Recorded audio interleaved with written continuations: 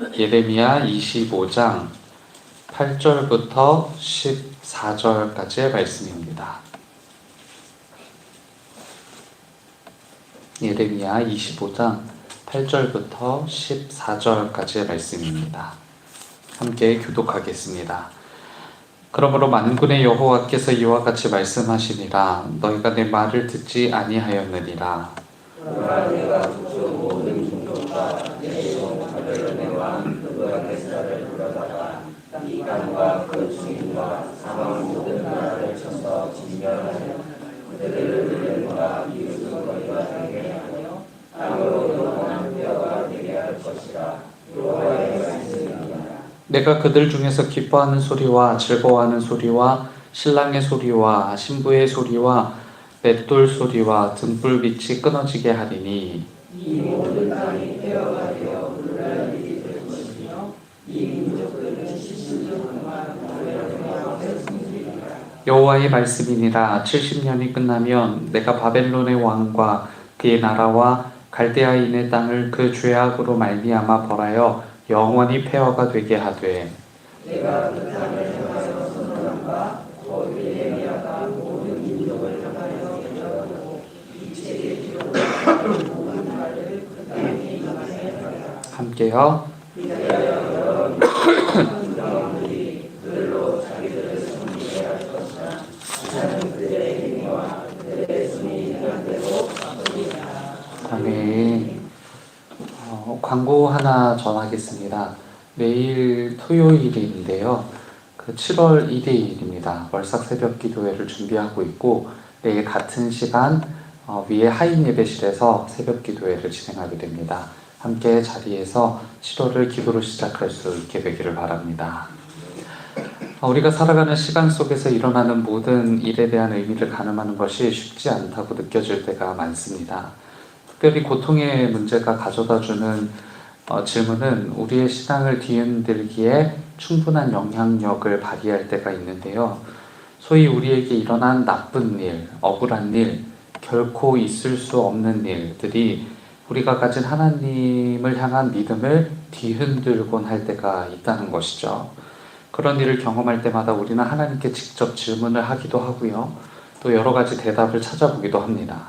오늘은 이 질문에 대한 여러 가지 대답 중 한 가지 대답이 될 수 있지 않을까 생각합니다. 예루살렘이 결국 멸망할 것이라는 예레미야 선지자의 경고에도 불구하고 이스라엘 백성들은 좀처럼 회개하거나 나아질 기미가 보이질 않고요.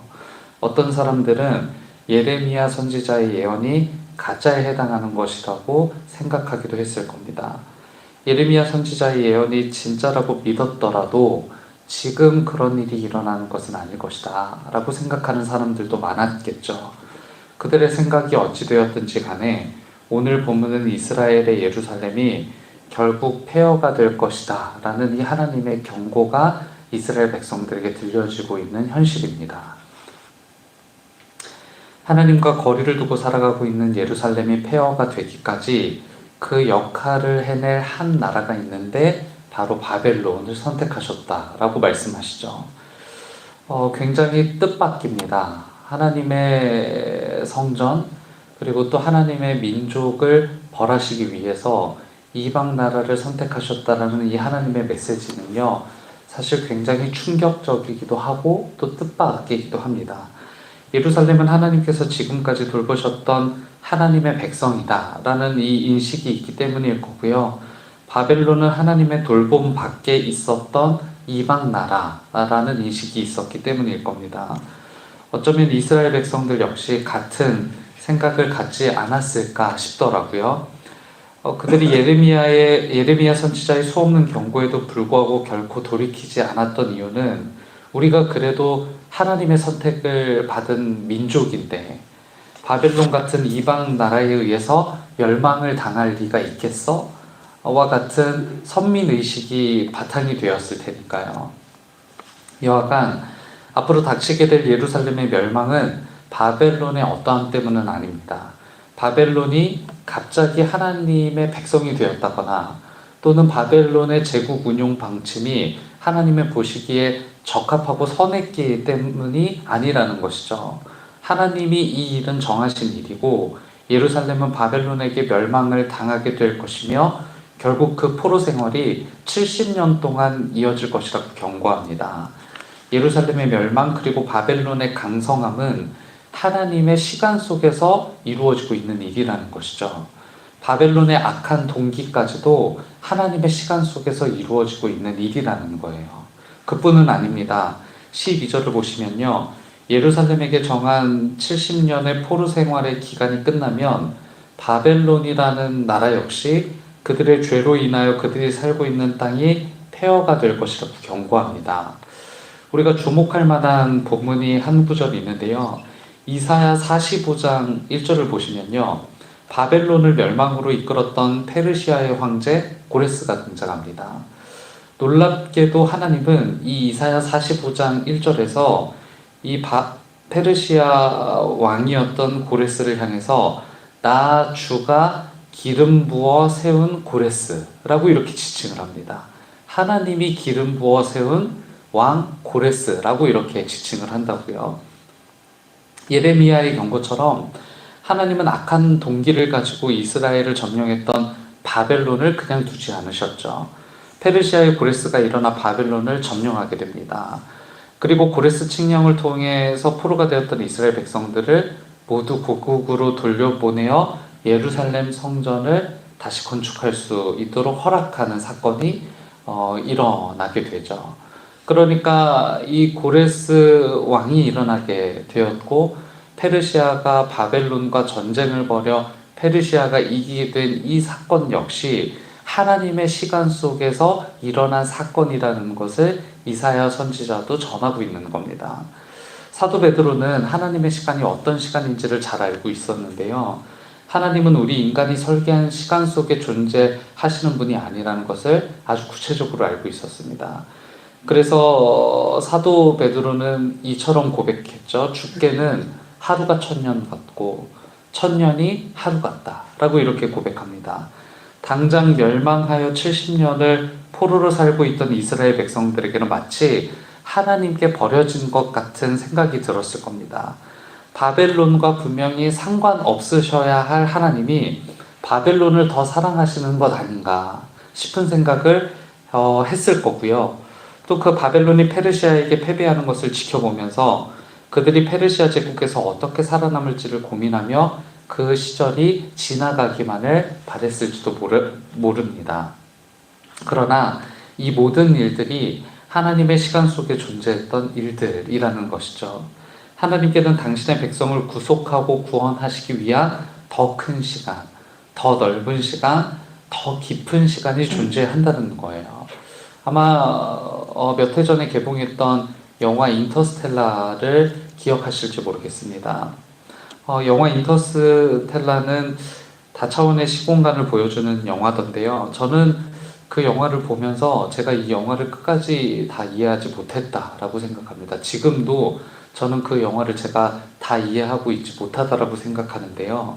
왜냐하면 3차원까지만 경험적으로 이해한 저는 4차원, 5차원, 그리고 다차원을 아무리 그럴듯하게 설명해내도 체감하지 못하고 있기 때문에 그렇습니다.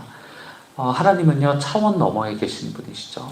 차원 너머에 계신 하나님의 뜻과 의도를 우리가 어떻게 다 알 수 있겠어요? 우리가 할 수 있는 일이 있습니다. 하나님을 신뢰하는 겁니다. 시간 너머에 계신 그 하나님을 신뢰하면서 결국 우리를 향한 구원 계획을 취소함 없이 이뤄가고 계신 신실하신 하나님을 신뢰하며 살아가는 인생이 되기를 주님의 이름으로 축복합니다.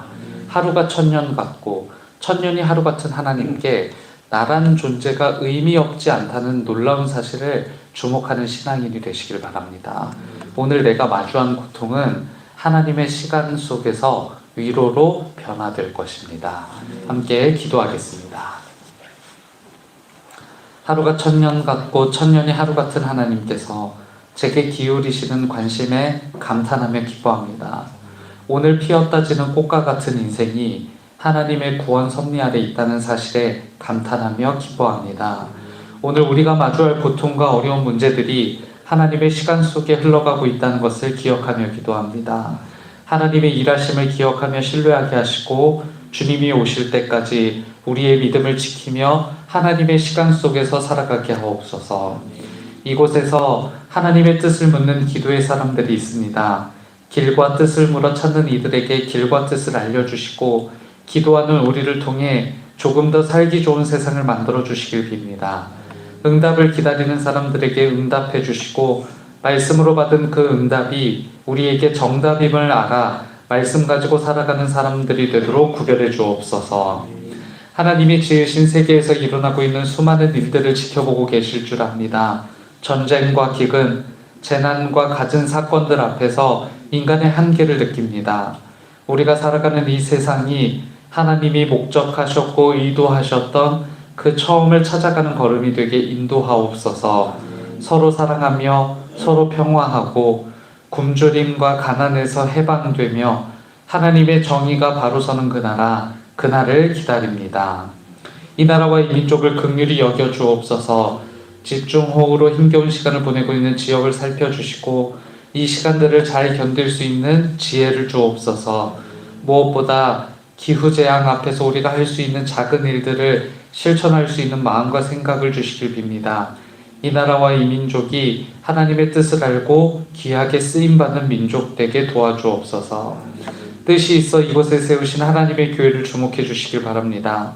이곳에서 우리가 해야 할 일을 묵묵히 해내는 적는 교회 되게 하옵소서. 특별히 다음 세대 여름 사역을 준비하며 이어갑니다. 우리의 신앙이 다음 세대에게 전해지는 시간들이 이어지게 하시고 우리 아이들의 믿음이 날마다 성장하는 믿음 되도록 도와주옵소서. 기도의 시간도 이어집니다. 금요기도회 그리고 새롭게 시작할 7월을 기다리며 문을 여는 내일 새벽 월삭 새벽 기도의 시간도 함께 이끌어 주옵소서. 하나님과 교제하며 하나님께 맡기는 시간이 되도록 도와주옵소서.